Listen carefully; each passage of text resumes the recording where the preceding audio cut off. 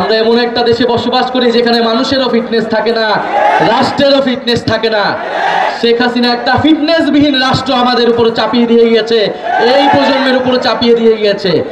আমরা বলেছি এই প্রজন্ম, আমরা ভবিষ্যৎ প্রজন্মের জন্য একটা ফিটনেসবিহীন রাষ্ট্র দিয়ে যেতে পারি না। এটা আমাদের দায়িত্ব। আপনাদের সন্তানরা যারা জীবন দিয়েছে, যারা আজকে এখানে একজন শহীদ পরিবারের বাবা রয়েছে, বস্তু প্রতিষ্ঠা না হওয়া পর্যন্ত আমরা 5ই আগস্ট যে গণভবনে গিয়েছিলাম, আমরা যেই লক্ষ্যে মার্চ টু ঢাকা করেছিলাম, সেই লক্ষ্য অর্জিত না হওয়া পর্যন্ত আমাদের লড়াই চালিয়ে যেতে হবে। আমরা বিপ্লব এবং গণ অভ্যুত্থানের মধ্যে ফ্যাসিবাদকে উৎখাত করেছিলাম।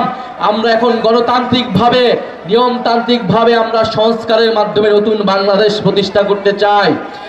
প্রিয় সুনামগঞ্জবাসী, আপনারা দেখেছেন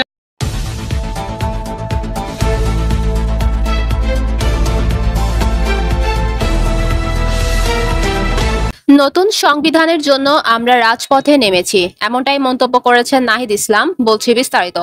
জাতীয় নাগরিক পার্টির আহ্বায়ক নাহিদ ইসলাম বলেছেন, বিচার সংস্কার এবং নতুন সংবিধানের জন্য আমরা রাজপথে নেমেছি। যেই সংবিধানে আপনার আমার অধিকারের কথা থাকবে, সিলেটের মানুষের মর্যাদার কথা থাকবে। তিনি বলেন, আগামী 3 আগস্ট আমরা শহীদ মিনারে জড়ো হচ্ছি। জুলাই ঘোষণাপত্র ও জুলাই সনদ আদায়ের লক্ষ্যে ইনশাল্লাহ আমরা শহীদ মিনার থেকে তা আদায় করে ছাড়ব।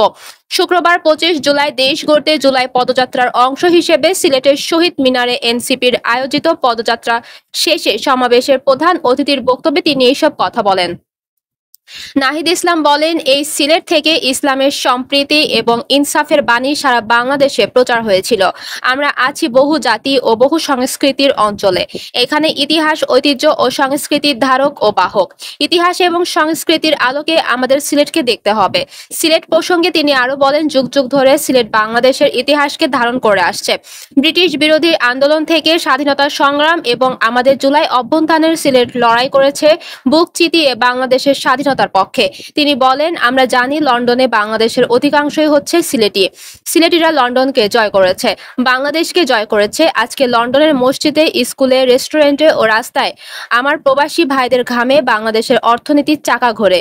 আমরা সেই সব প্রবাসী ভাইদের ভোটাধিকারের কথা বলছি।